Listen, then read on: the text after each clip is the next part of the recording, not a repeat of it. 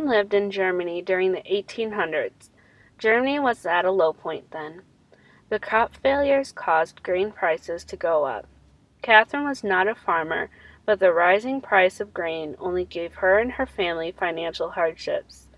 To make matters worse, Germany was also becoming overpopulated, causing restrictions on marriages.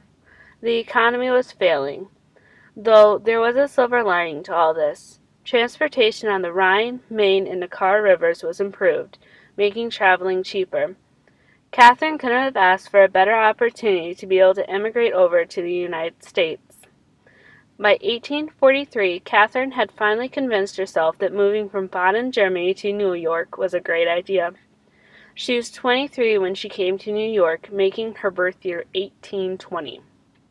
Many other Germans had the same thought process as Catherine, including her husband, Charles Ackerman. Both Catherine and Charles came from different parts of Germany, so it's very likely that they met in New York. Without them meeting, my great-great-great-grandmother would have never been born and wouldn't have found my great-great-great-grandfather, meaning that if Catherine wouldn't have moved to New York, I would have never been born.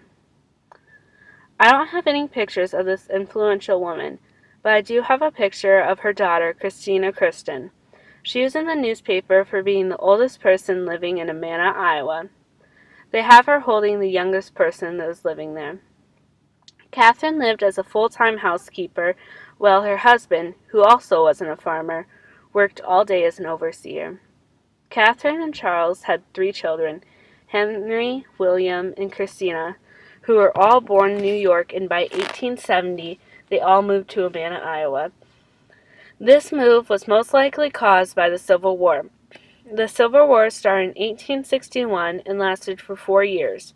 New York never had any major battles, but it did have anti-draft riots that ended with about 120 people dead.